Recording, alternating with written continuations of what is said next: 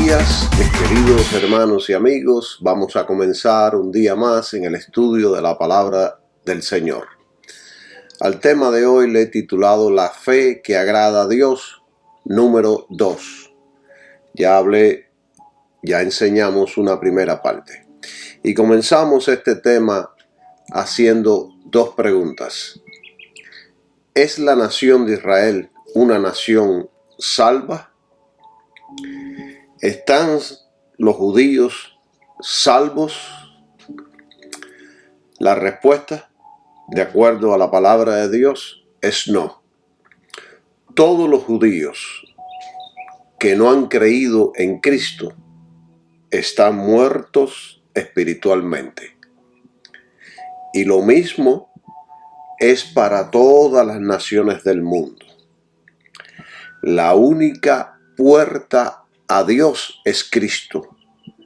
Cristo abrió el camino y el medio fue su sacrificio en la cruz del Calvario. Cristo es el medio y Cristo lo dijo. Y Él dijo: yo soy el camino, la verdad y la vida. Él dijo: yo soy la puerta de las ovejas. Yo soy el único que vino al mundo a morir y a pagar por los pecados de todo el mundo. Jesucristo es el camino. Y todo aquel que quiera ser salvo tiene que entrar y tiene que venir a Jesucristo. No hay otro atajo, no hay otro camino, no hay otra vía, no hay otra religión. Entonces vamos a leer aquí en Romanos capítulo 10, versículo del 1 al 4, dice lo siguiente. Y este es el apóstol Pablo hablando sobre los judíos. Hermanos, ciertamente el deseo de mi corazón y mi oración a Dios por Israel es para su salvación. 2. Porque yo les doy testimonio de que tienen celo de Dios, pero no conforme a ciencia. 3. Porque ignorando la justicia de Dios y procurando establecer su propia justicia, no se han sujetado a la justicia de Dios. 4. Porque el fin de la ley es Cristo para justicia a todo aquel que cree. Entonces, Israel, de acuerdo a lo que leímos aquí en estos versículos, Israel como nación no fue salva. A pesar de su historia, a pesar de todo lo que había hecho y todo lo que está escrito en el Antiguo Testamento, ellos nos entregaron la Biblia. A través de ello vino el Mesías. Jesucristo es judío, los apóstoles son judíos. La salvación vino a través de los judíos. O sea, de que a través de los judíos nosotros hemos recibido mucha bendición. Pero mataron a su propio Salvador y Rey. Mataron al Mesías. Crucificaron al Mesías. Como nación, Israel, como nación, ellos son amados por causa de Abraham, de Isaac y de Jacob, por las promesas que Dios les hizo a ellos. Pero espiritualmente están muy lejos de la vida espiritual. La Biblia nos enseña que un día todo Israel será salvo. Pero por ahora, la gran mayoría están bien lejos de la salvación. Porque la salvación es Jesucristo. Y si ellos rechazan y continúan rechazando a Jesucristo, no tienen salvación. Esto no quiere decir de que individualmente muchos judíos ya han aceptado a Jesucristo y están salvos, pero la nación de Israel como nación todavía no reconoce a Jesucristo como el Mesías verdadero. Ahí mismo en Romanos capítulo 11 versículo del 25 al 6. Vamos a leer. 11, 25. Leímos primero 10 del 1 al 4. Ahora vamos a leer el 11, del 25 al 26. Dice: porque no quiero, hermanos, que ignoréis este misterio. Pablo aquí está diciendo que esto es un misterio. Para que no seáis arrogantes en vosotros mismos, que en parte el endurecimiento ha acontecido a Israel hasta que haya entrado la plenitud de los gentiles. Y así todo Israel será salvo, como está escrito: de Sión vendrá el libertador, que quitará de Jacob la impiedad. Aquí esto está interesantísimo porque aquí hay mucha revelación y yo quiero ir aquí, quiero volver a mencionar la palabra y quiero darle en cortas palabras la interpretación de cada cosa. Él aquí empieza diciendo: porque no quiero, hermanos, que ignoréis este misterio.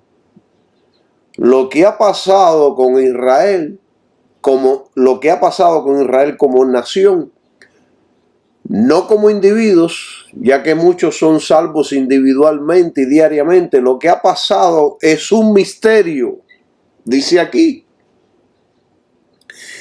Esto es un misterio de acuerdo a Pablo, pero aquí nos está revelando el apóstol Pablo sobre este misterio. Para que no seáis arrogantes en cuanto a vosotros mismos. No los creamos nosotros ahora porque sí hemos creído, porque sí estamos en Jesucristo. No nos sintamos tan arrogantes que empecemos a despreciar a los judíos. Los gentiles fueron incluidos no por méritos, no por ningún mérito o justicia de su parte, sino estrictamente por la gracia de Dios. Y entonces dice que ha acontecido a Israel, que ha acontecido a Israel endurecimiento en parte. Este es el misterio del cual Pablo habla, el endurecimiento de Israel. Y es un endurecimiento hasta que haya entrado la plenitud de los gentiles. Gentiles es todo aquel en el mundo que no es de descendencia judía. Se refiere a la iglesia. De hecho, la edad de la iglesia está ahora mismo por terminar. Ya llevamos más de 2000 años, casi ya 2000 años de iglesia.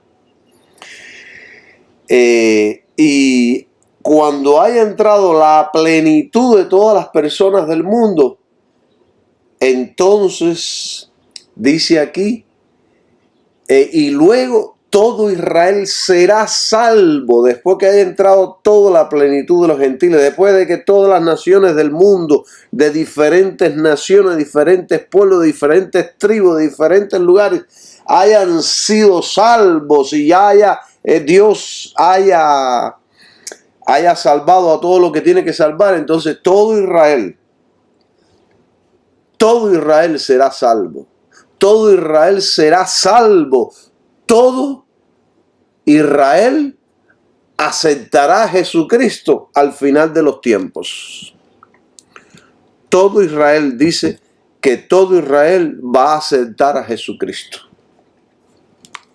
Y sabemos que todo Israel será salvo porque todo Israel va a aceptar y a reconocer quién es Jesucristo. Hay gente que pregunta, ¿cómo se hará esto? Porque toda la nación ahora está en rebeldía. Casi toda la nación está en rebeldía. No todos, porque ahí mismo en el pueblo de Israel hay millones de cristianos también. ¿Cómo es que Dios salvará a todo Israel? Dios tiene los medios. Para Él todo es posible. De la misma manera que yo no entiendo cómo es que que vine a Jesucristo yo personalmente. Yo iba en una dirección totalmente opuesta a todo lo que tiene que ver con la Biblia, pero terminé aceptando a Jesucristo.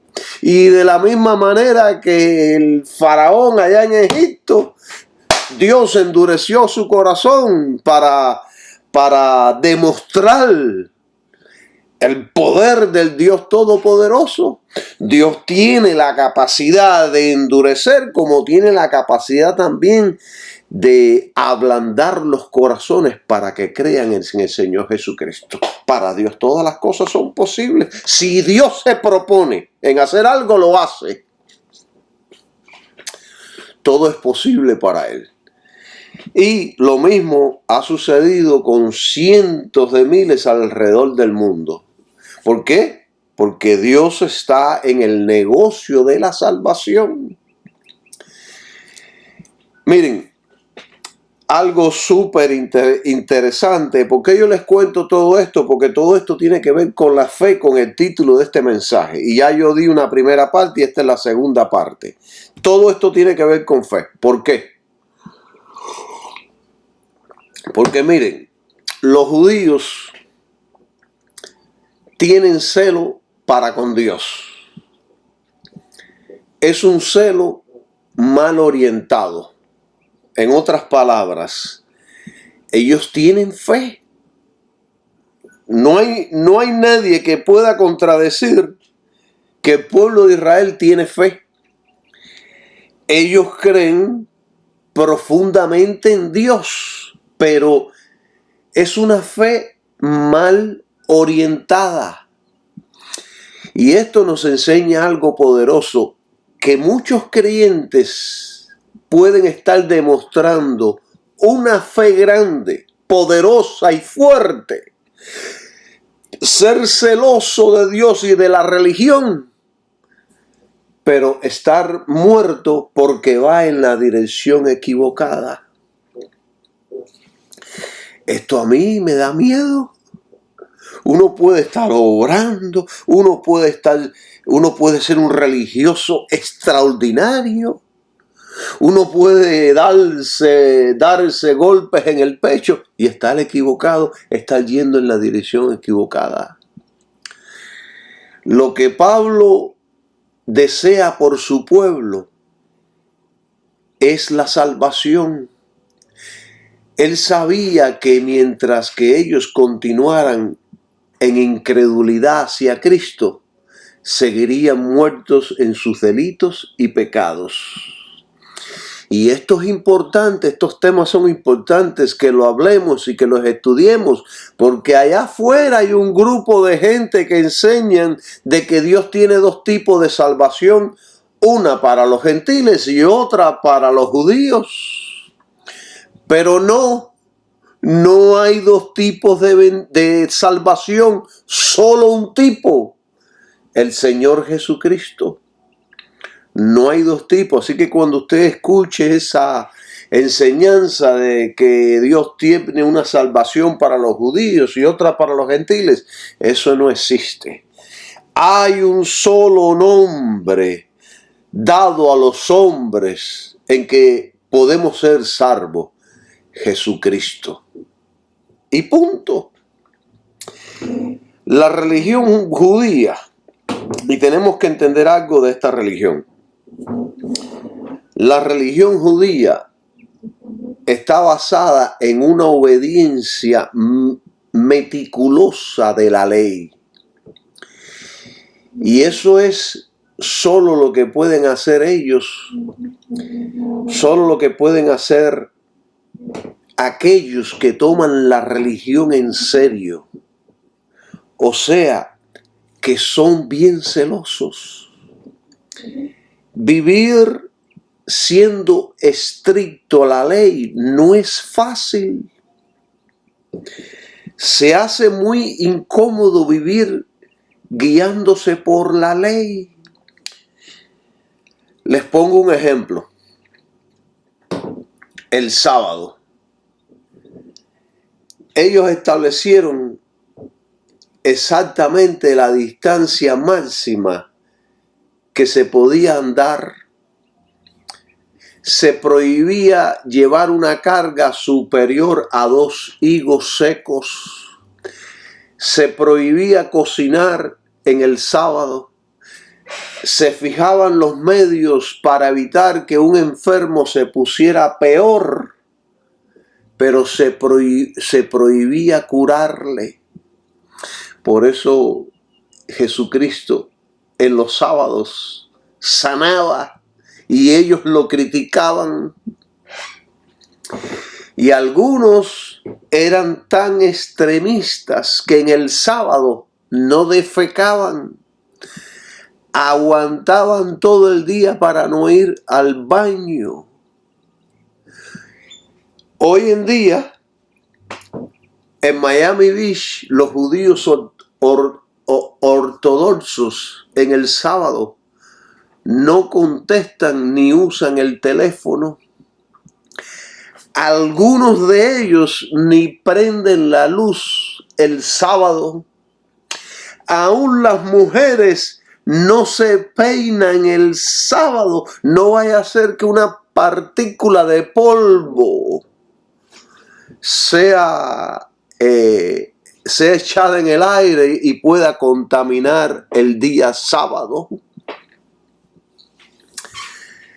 Miren, en Miami Beach ahora, hoy día, y yo les puedo hablar mucho de los judíos en Miami Beach porque llevo trabajando ahí mucho tiempo. Algunas familias con dinero tienen empleados en el sábado que les ordenan hacer cosas que ellos no la pueden hacer. Pero le están ordenando a sus empleados hacer cosas que ellos no la pueden hacer. Pero la ley, yo les quiero, mire, vamos a Éxodo capítulo 20, versículo 10. Para que ustedes puedan ver lo que yo le estoy enseñando en este día. Éxodo capítulo 20, versículo 10 dice, pero el séptimo día es el sábado. De Jehová tu Dios, no harás en él obra alguna. Tú, ni tu hijo, ni tu hija, ni tu siervo, ni tu sierva, ni tu ganado, ni tu extranjero que está dentro de tus puertas. Sin embargo, le dicen al empleado, hazme tal cosa, vete a tal lado, haz tal cosa. Deuteronomio 5:14. Miren lo que dice.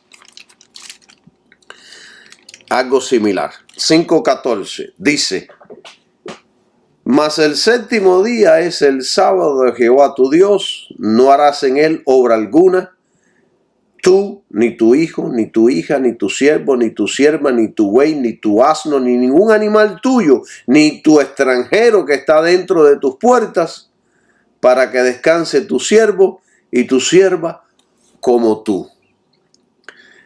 Aquí está diciendo que tanto los siervos como los forasteros, como los gentiles, tenían que guardar el sábado y tenían que descansar. Sin embargo, ellos tienen empleados que trabajan los sábados, que le cortan la hierba los sábados, que trabajan en sus negocios los sábados. Hermanos y amigos, estas cosas no deben darnos risa, sino admiración. Porque la realidad es que no es fácil vivir así. O sea que todo esto demuestra que son celosos. Todo esto demuestra que tienen fe en la Torá. Son religiosos. Quieren y desean cumplir la ley. La vida sobre la ley, la vida bajo la ley, no era fácil, ni lo es hoy día. Nadie se sometería a ella a menos que lo esté tomando en serio. Los judíos eran y son celosos hoy día. Pablo no tuvo dificultad en reconocer esto, pero les advertía que aplicaban u orientaban mal su celo, orientaban mal su fe. Ellos estaban haciendo lo mismo que mi amigo, el pastor que comentó en las redes sociales, que dijo que la fe que agrada a Dios es la que establece metas, que toma riesgos y trabaja duro. Y añadió, si logras o no tu objetivo o desafío es irrelevante. Eso fue lo que él dijo, diciendo que era la fe que agradaba a Dios. Miren, hermanos, es beneficioso tener esta actitud en la vida. Pero esto no es la fe que le agrada a Dios. Esto no es la fe que menciona Hebreos capítulo 11, versículo 6. No lo es. Miren, si esta gente tenía celo por la ley y tenían una fe robusta y fuerte en la ley, y no me malinterpreten, la ley es buena, santa y es pura, pero nadie ha podido cumplirla. Nadie ha podido satisfacer el estándar de justicia que Dios manda a través de la ley. Cuenta el libro de Macabeos. De hecho, la Biblia que utilizaron los apóstoles, que se llama la Septuaginta, incluía todos los libros que en la Biblia nuestra no está, que lo sacaron. Esto es otro estudio, pero bueno, cuenta el libro de Macabeos un incidente sorprendente, un testimonio fuerte. Llevaron al sacerdote Eleazar ante Antíoco Epífanes, que se había propuesto acabar con la religión judía. Y Antíoco le ordenó a Eleazar que comiera cerdo. Esto para los judíos era impuro, era convertirse en un impío. El anciano sacerdote rehusó y dijo: ni aunque me saques los ojos o las entrañas. Nosotros, oh Antíoco, que vivimos bajo la ley divina, no admitimos ninguna obligación por encima de la obediencia de la ley. Si tengo que morir, moriré santo y puro. Al oír esto, Antíoco dio orden de que lo golpearan. Le rasgaron la carne con látigos hasta que chorreaba la sangre por todo el cuerpo, y las heridas le descubrían los costados, se le veían todos los huesos afuera, todas las costillas. Cayó al suelo y un soldado le cayó a patadas. Al final, ya cuando lo vieron en esta condición, los soldados se compadecieron de él y le trajeron carne que no era de cerdo y le dijeron que la comiera y dijera que había comido cerdo. Los soldados trataron de ayudarlo, pero se negó y por último lo mataron. Y este hombre dijo antes de morir: muero en feroces tormentos por amor a la ley.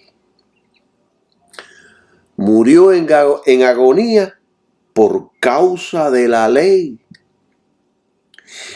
Y hoy día Cuando leemos todas estas historias de amor a la ley, nos preguntamos, ¿y por qué todo este sufrimiento? ¿Por qué todo este sufrimiento? ¿Por qué? ¿Para no comer cerdo? ¿Sufrió para no comer cerdo?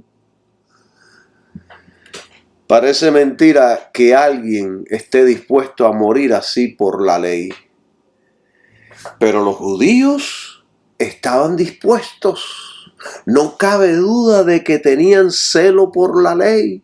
Nadie puede decir que no tomaron y toman la ley de Dios en serio. A veces a su forma, pero creen en la ley, creen en la Torá, creen en los 5 libros de Moisés.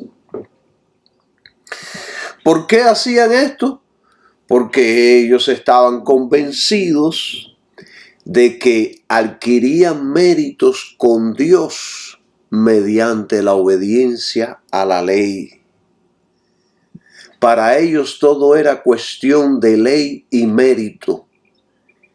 A todo esto, Pablo contesta, que lo leímos en el capítulo 10 de Romanos: Cristo es el final de la ley. Cristo es el final de la ley, lo que quiere decir que es el final del legalismo. Cuando tú aceptas a Jesucristo, es el final del legalismo, es el final de la ley. Gloria a Dios por Jesucristo, porque de lo contrario estaríamos hoy igual que los judíos, esclavizados a una ley que no puede perfeccionar a nadie. Gracias a Dios por Jesucristo. Gracias a Dios por Cristo y por la obra de la cruz. El hombre ya no tiene que satisfacer la justicia de la ley. El hombre ya no tiene que satisfacer la justicia divina. Ahora solo tiene que aceptar su amor que se encuentra en Cristo y la obra del Calvario. Es lo único.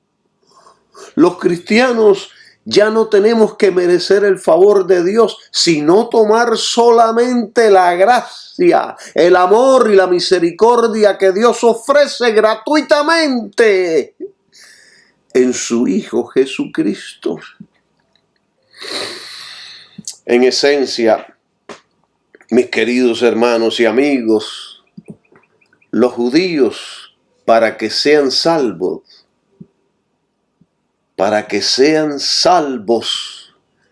tienen que abandonar el camino del legalismo y aceptar la gracia, quien es el Señor Jesucristo. El celo de ellos está descarriado. El camino es la fe. Es el único camino de acceso a Dios y está abierto para todo el mundo. Esta es pues la fe que agrada a Dios. La fe que acepta a Jesucristo. La fe que cree en el sacrificio de la cruz. Es la fe que agrada a Dios. Y yo le doy gracias a mi amigo pastor por su comentario, porque de ahí nació ese tema que le estoy dando. Nació el número 1 y ahora el número 2.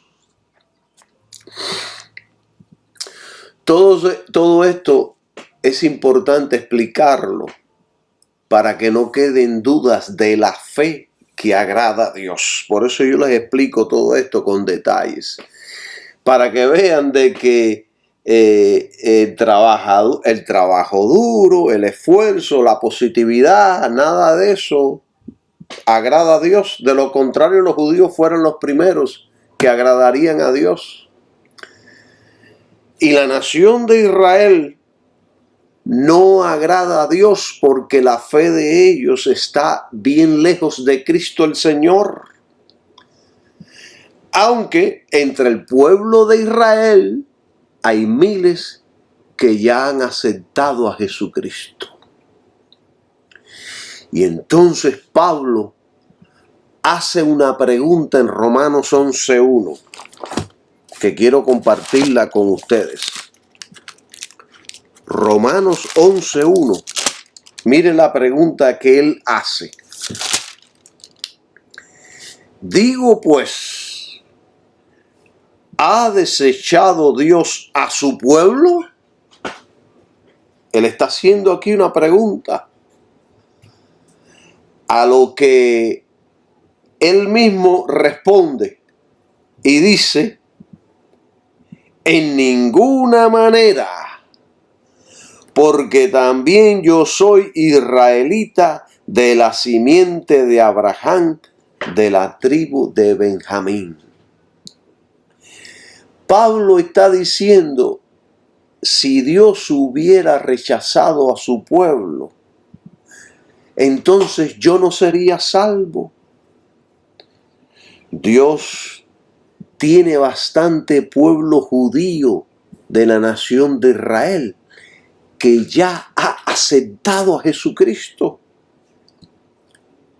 Los apóstoles fueron judíos, aceptaron a Jesucristo. Y muchos en el pueblo aceptaron a Jesucristo. O sea que Dios tiene bastante pueblo judío que ha aceptado a Jesucristo. Y hoy día sucede lo mismo. Hay mucha fe material, mucha fe religiosa, pero muy poca fe que agrada a Dios. La fe espiritual, la fe cristiana, la fe genuina, desea las cosas de arriba, donde está Cristo sentado a la diestra de Dios. Ese es el fruto de una fe genuina. Ese es el fruto. Si usted planta una semilla de aguacate, el fruto será un aguacate.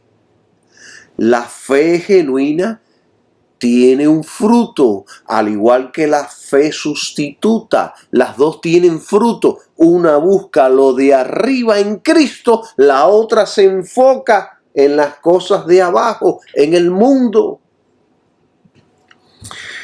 La fe material desea las cosas de abajo, de la tierra. La fe material persigue el mundo, la amistad con el mundo, y solo puede realizar obras del mundo, no puede realizar obras espirituales. Con la fe material, usted no podrá enseñar ni predicar con palabras que enseña el Espíritu de Dios. Sí, puede que hable, y puede que dé conferencias, y puede que predique, y puede que enseñe, pero todo no tendrá vida, sus palabras no tendrán vida. Se necesita la fe espiritual para verdaderamente enseñar palabras de vida. Jesús dijo, las palabras que yo os he hablado son espíritu y son vida. Estas palabras vienen por medio del Espíritu Santo, quien da vida por medio de la obra terminada en Cristo. Los únicos que pueden tener y dar palabras de vida son los que tienen el Espíritu Santo. Y el Espíritu Santo solo se puede tener cuando una persona ha creído en Jesucristo genuinamente, cuando una persona tiene fe genuina, cuando una persona ha nacido de nuevo genuinamente. Si no es así, la fe que usted tenga puede que sea la más grande que exista, de tal manera que usted traslade los montes. Si no es así, esa fe le matará. La fe que tenían los judíos que se rebelaron contra Cristo, los mató a todos. Y ahora están en el infierno esperando el juicio. O sea, que la fe es importante. Pero la fe debe estar bien orientada. Hay mucha gente en Israel, mucha gente del Israel antiguo que no se salvó. Hay muchos de Israel, el actual, que tampoco se salvarán. De Egipto salió un montón de gente, dicen los que saben, más de 1 millón de personas. Pero muchos de ellos se perdieron. Muchos de ellos. De la misma manera, en el pasado, naciones enteras, naciones gentiles se perdieron. Y en la actualidad hay naciones enteras que no se van a salvar, a pesar de que la salvación está al alcance de todos. Esto es parejo para todo el mundo. Esto es parejo para todo el mundo. Fue por eso, por lo que Pablo dijo, que Dios se ha reservado un remanente. Dios en cada nación, pueblo y tribu, en todos los tiempos, ha tenido y tiene un remanente. Ha tenido pueblo en todo lugar.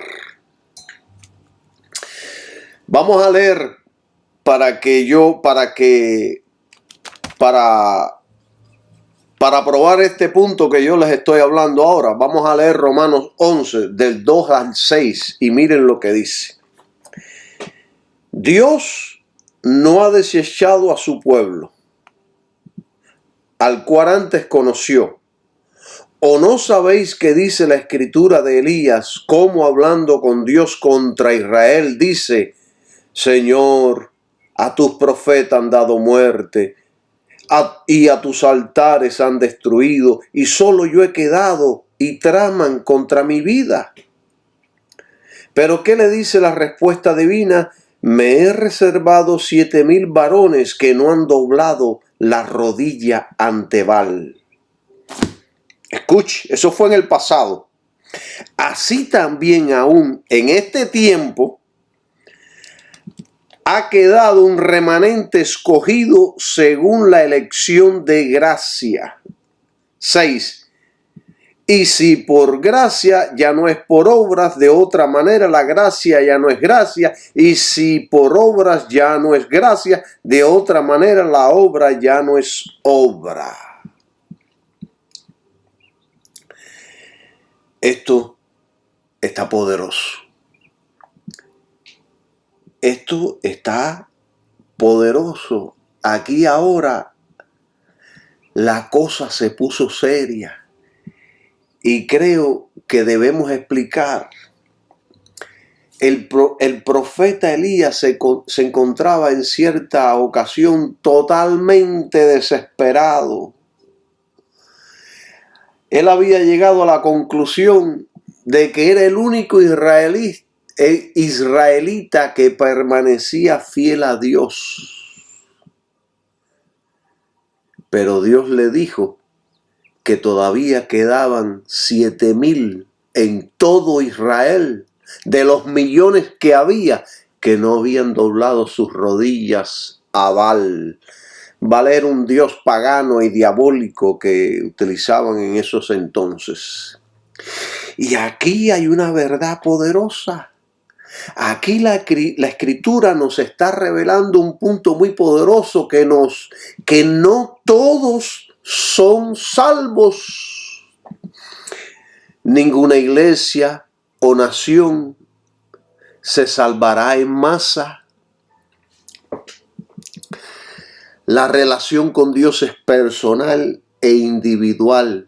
Cada uno tiene que darle a Dios su corazón. Una persona no se salva por pertenecer a una nación o a una familia, o porque seas hijo de un pastor o porque seas judío. Usted no se salva por ser judío, gentil o católico. Usted se salva por entregarse a Cristo el Salvador, al Salvador. La salvación no se hereda. Muchos judíos piensan que por ser pueblo escogido de Dios, que siempre serán pueblo de Dios, que serán salvos. Usted y yo nos salvamos porque decidimos entrar en una relación personal con Dios en Cristo. La salvación no se trata de toda una nación que es el pueblo de Dios, sino de un remanente que está formado por hombres y mujeres individuales que le han dado su corazón a Dios. ¿Están entendiendo? O sea que en el mundo, alrededor del mundo, no todo el mundo será salvo, pero alrededor del mundo hay miles de millones que serán salvos. Hermanos y amigos, la nación de Israel no ha sido rechazada, sino que los verdaderos judíos no son la nación en su totalidad, sino el remanente fiel, el remanente que ha creído en Jesucristo. Esos son los verdaderos judíos. ¿Saben ustedes qué fue lo que le sucedió y le sucede a la gran mayoría de Israel? Y esto es una advertencia para la iglesia. Esto que yo voy ahora a predicar. Y se lo voy a leer en el Antiguo Testamento. Salmo, porque esta palabra después la utilizó Pablo. Salmo 69, versículo 22, dice: que la mesa delante de ellos se convierta en lazo.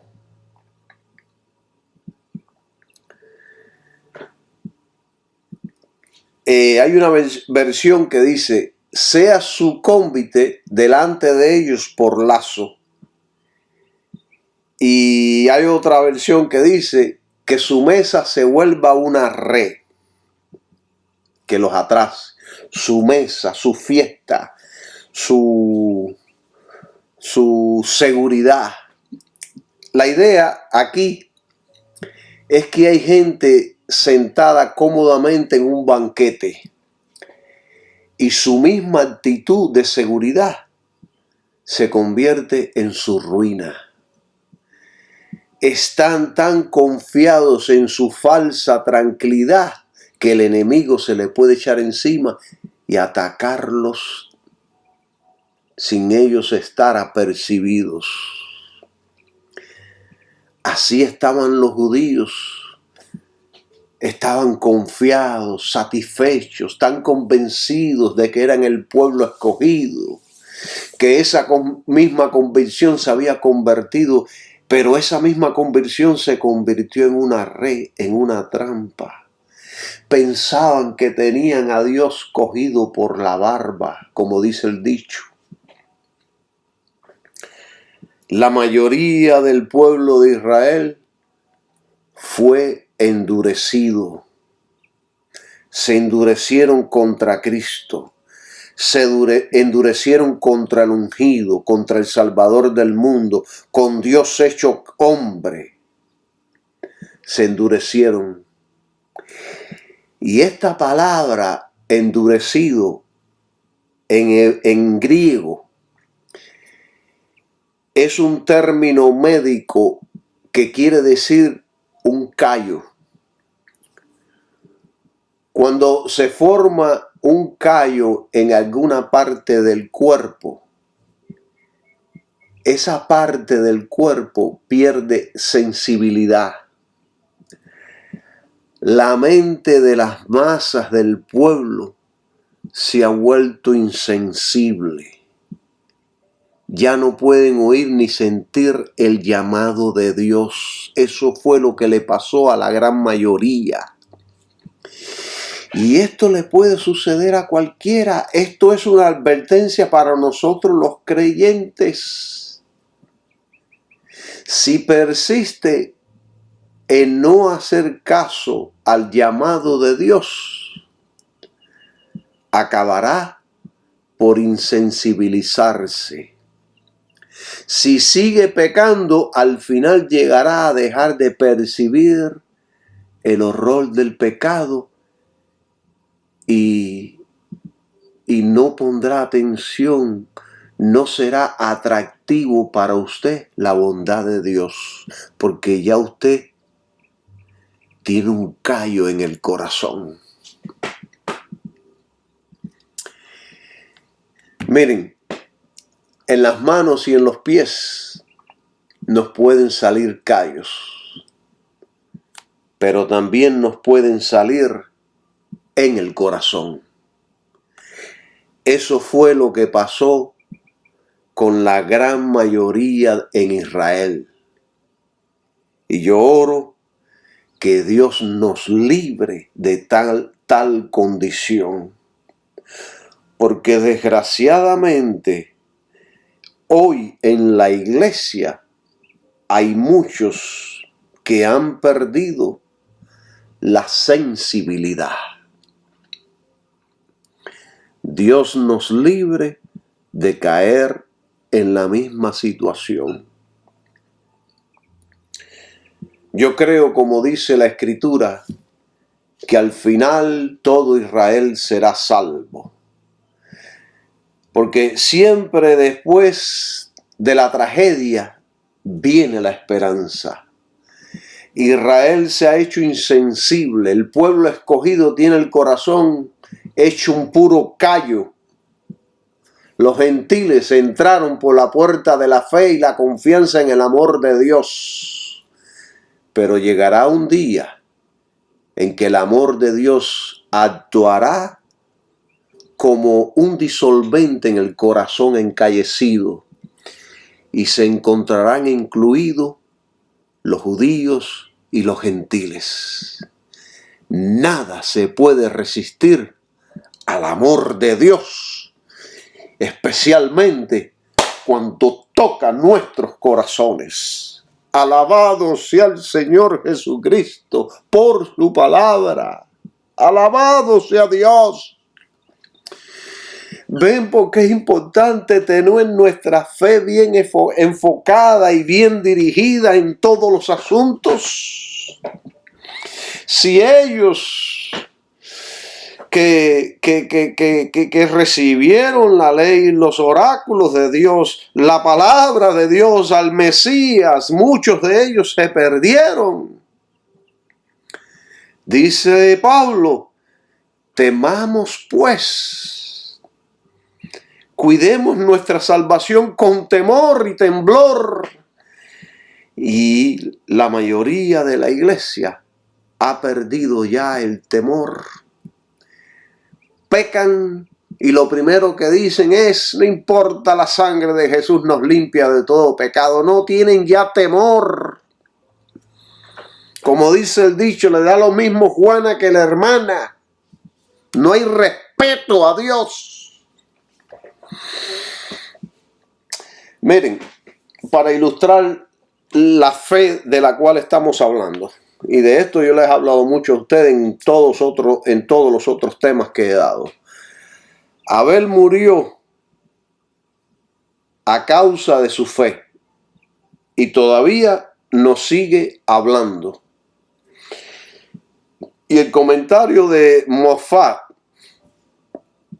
dice, él escribió en su comentario algo poderoso sobre Abel. Él dice, la muerte nunca es la última palabra de la vida del justo. Y esto está poderoso. Esto es un comentario súper poderoso porque es pura realidad. Miren, cuando una persona sale de este mundo, deja algo en él. Puede que sea algo malo, que crezca y se extienda como un cáncer, o algo hermoso que brota y florece sin fin. Tal es el caso de Fidel Castro y el comunismo. Dejó a una nación en total miseria y desastre espiritual. Lo mismo hizo Hitler. O sea, de que después de muerto siguen hablando. Dejan una influencia para el bien o para el mal. Todos morimos. Todos cuando morimos seguimos hablando. Fíjense que Dios le dijo a Caín: la voz de la sangre de tu hermano clama a mí desde la tierra. Vamos a Génesis, capítulo 4. Y esta historia está poderosa. Génesis capítulo 4. Del 9 al 10 dice: y Jehová dijo a Caín: ¿dónde está Abel tu hermano? Y él respondió: no sé. ¿Acaso soy yo guarda de mi hermano? Y él le dijo: ¿qué has hecho? La voz de la sangre de tu hermano clama a mí desde la tierra. Esto está poderoso. La tierra, hermano, no concederá paz al que cruelmente ha derramado la sangre del hombre.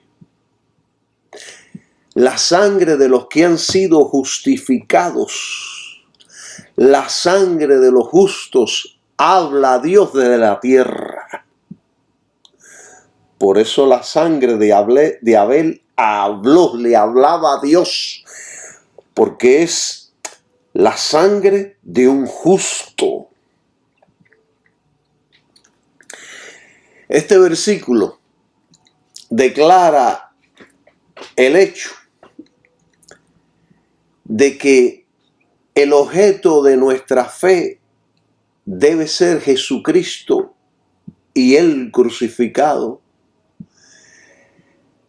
El sacrificio de Abel expresa el hecho de que la justicia viene exclusivamente de Cristo y es obtenida por la cruz, que es el objeto de nuestra fe.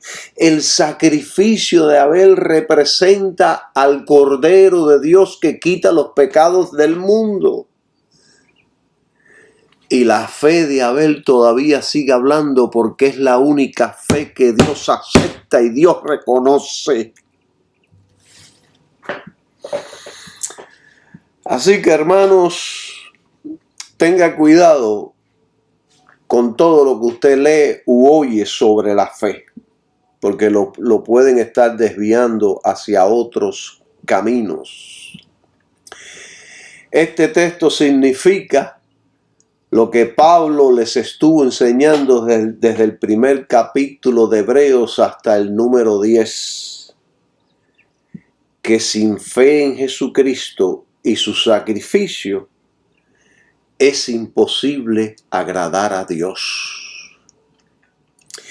Y quiero agregar algo más que posiblemente nos puede ayudar. En un lenguaje actual se leería así, Hebreos 11:1 se leería así, en un lenguaje actual: la fe es lo que nos hace estar seguros de lo que esperamos y convencidos de lo que no vemos. La fe está absolutamente segura de lo que cree es verdad y lo que se espera sucederá. Y los cristianos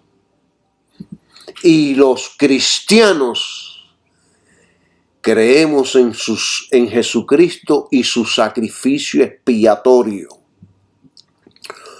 lo cual nos justifica y salva. Eso es fe que Dios reconoce y acepta. Y eso es todo lo que usted y yo necesitamos. Y nada más. Y nada más. Solamente es eso. Usted está seguro que Jesucristo es real, está seguro y cree en su corazón de que fue crucificado en una cruz, como lo dice la Biblia, para nuestra justificación y salvación. Yo les explico todo esto porque, hermanos,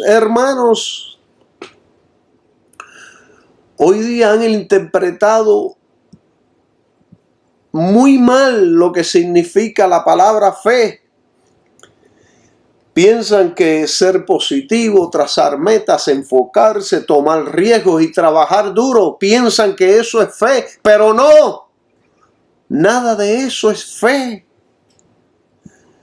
Las hormigas y las abejas trabajan más duro que usted. Nunca paran.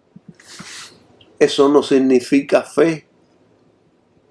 Porque la fe mira al porvenir con absoluta convicción. La fe cristiana es una esperanza que se ha vuelto una certeza, que se ha vuelto una seguridad.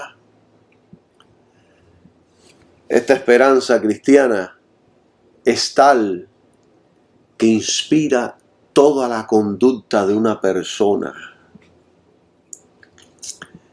Se vive con ella y se muere con ella. Cuando se tiene fe te hace actuar.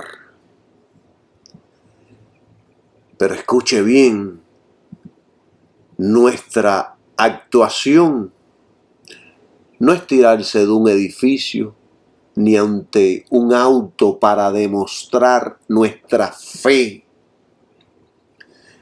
Nuestra fe mira a Jesús y su obra y nos hace vivir para Él. Nos ofrecemos a Él como un sacrificio vivo en espíritu, alma y cuerpo, porque tenemos una fe viva en un Dios vivo. Alabado sea su nombre. Bendito el Señor Jesucristo.